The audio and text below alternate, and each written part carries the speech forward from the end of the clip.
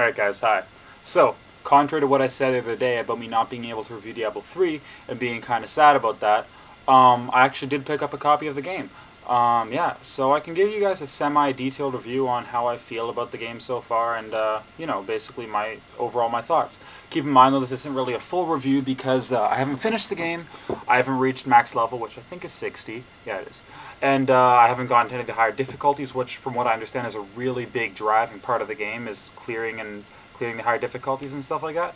So you can take this review with a grain of salt. But nonetheless, I still feel I have a decent understanding of what the game has to offer and the type of game that I'm playing. So I can give you a review based on that.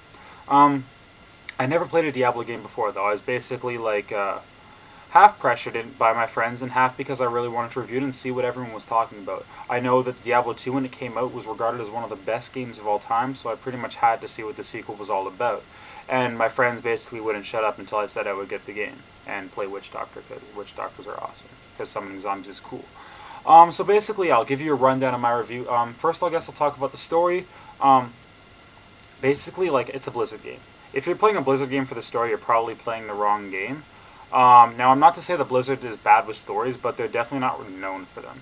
Blizzard games, and Diablo as well, have a lot of lore to them, though, so if you're into that kind of stuff, there's definitely a lot of stuff to know, definitely a lot to look at and to study about the game. And there definitely is some, interesting aspects to it. I don't really know the story as a whole, so unfortunately I'm not really probably the best person to speak on and how I feel about it. As far as I know, though, it has to do with a war between demons and angels. However, there is no like governing force behind the angels like God, nor is there any devil that controls the demons. It's more of about a chaos versus order thing, and humanity is kind of stuck in the middle of that. And it's your job to stop the demons basically from causing chaos. Not to say, though, that the angels are necessarily good. Some of them are very much also pro-destroying humanity from what I understand, so yeah. Story's not bad, but it definitely serves mostly to just drive the gameplay and gives you a reason to, just play the game, right? Yeah. The graphics in the game are pretty mediocre. Like, they're definitely nothing to write home about, but I don't think Blizzard games, again, are really renowned for their graphics. One of the big things about them, though, is that they can be played by virtually anyone with a computer. Like, on the lowest settings, Diablo 3 can be ran pretty easily. Same with StarCraft 2 or even World of Warcraft. You don't need a top-of-the-line PC to run these. Even on ultra-high quality, like, they can be ran pretty easily by, not even current-gen PCs. I just bought a new PC, and yeah, it doesn't even like tax the system at all to run it on Ultra.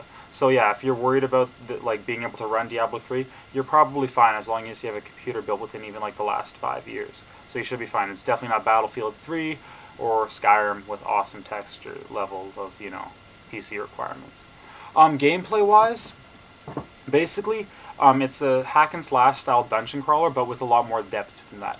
If you've played Baldur's Gate or Torchlight or something like that, it's very similar to those kind of games. If not, basically, yeah. Action RPG, you pick one of 5 classes: a barbarian, monk, witch doctor, which I chose, a demon hunter, or a wizard. You can pick male or female for each class, so there's that aspect of customization as well.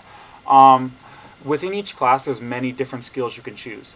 Now, unlike a lot of RPGs you can play, where you choose to level up skills and stuff like that, and it's set in stone once you choose that, and you can be kind of screwed over if you choose the wrong build for your character, Diablo 3 does this differently.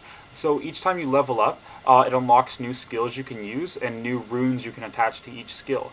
With these runes, though, you can switch around at any time from, like, let's say you have a rune attached to one skill, but it's like you unlock a new one. You can instantly switch that out for the different one if you want to, use your skill differently. Or you can just use an entirely different skill. So nothing's set in stone.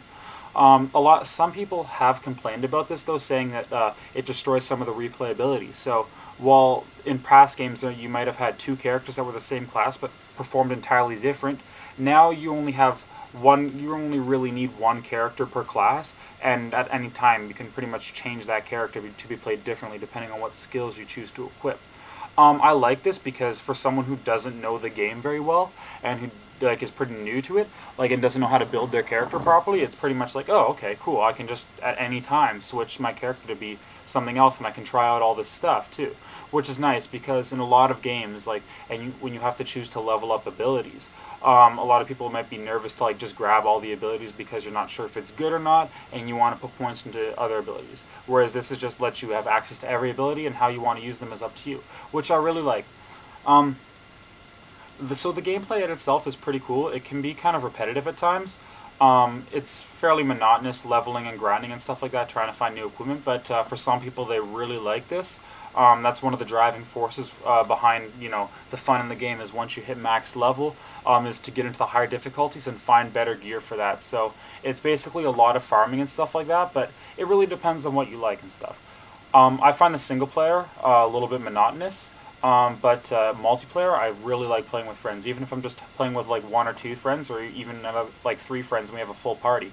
It's pretty fun. Like if you're in Skype with them and just sitting back and relaxing and playing the game. It definitely requires a lot less mental exertion and concentration than a game like StarCraft.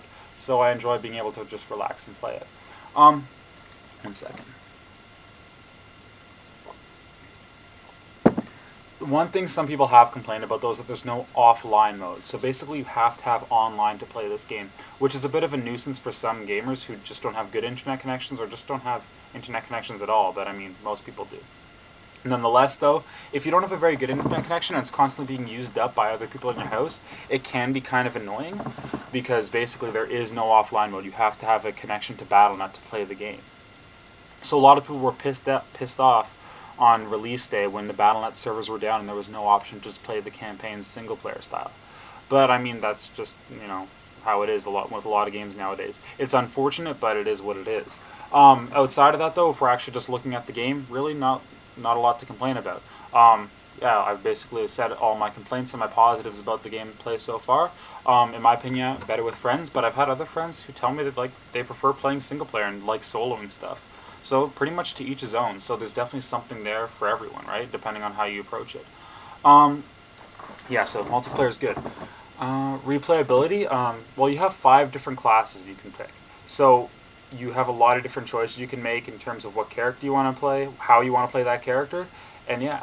It can be a little bit repetitive, like I said, but if you like the story, if you like the game, then it's pretty easy to just hop right back into with it, another character, and just try it out, right? I have 2 characters going right now, one main and one I just started the other day, just for the sake of, playing with my friends who just got the game. So yeah, it's still pretty cool, and like I said, it's an entirely different way to play the game when you're playing with a different character. Some characters might be up-close fighters, some characters might be far-back fighters, some characters might fight by using trickery and stuff like that to, make enemies fight for you and stuff, and using status spells and crap like that. So it's pretty cool. One thing Blizzard added to put replayability into the game was the real money auction house. Basically, that means if you are playing on really higher difficulties or really high level and you come across really rare equipment, you can actually put that equipment up for real money in an auction house and people can bid for it. There is also a game money auction house, so you can just bid with actual in-game gold. But the real money auction house opens up, I believe, this coming week, so that's going to be pretty cool. So basically, like I said earlier, a lot of your enjoyment of Diablo 3 is going to come from the fact if you can find fun in leveling up your character, finding new gear, and thus being able to clear the highest difficulties of the game. If you find monotony a little bit boring, which I mean most people do, so that sounds kind of bad. If you find the repetition in video games boring, don't like constantly clearing dungeons and grinding your character, then this might not be the game for you. However, there seems to be a lot in this game for everyone. Even if you're just going to clear the game once, maybe twice with a different character, it's still worth a shot. And if you're still skeptical, ask one of your friends who has the game for a guest pass. It's pretty easy to download and it's free. And it lets you play for about 2 hours of gameplay, and then you can see if you like it and want to purchase it from there. So yeah, overall, I'd probably give the game about a 7.5 maybe. It's definitely not my game of the year, but it's a pretty solid game. Just kick back, sit back, and relax and play it. It definitely doesn't require the kind of mental exertion playing StarCraft does, or even a certain intensity that playing Modern Warfare does. You can just sit back, relax, and play it, unless you're playing on Inferno mode or Hell mode, in which case it gets pretty serious face. So yeah, basically those are my thoughts on the game. If you guys want, leave a comment. Let me know how you thought of the video. Thanks, guys. Take it easy.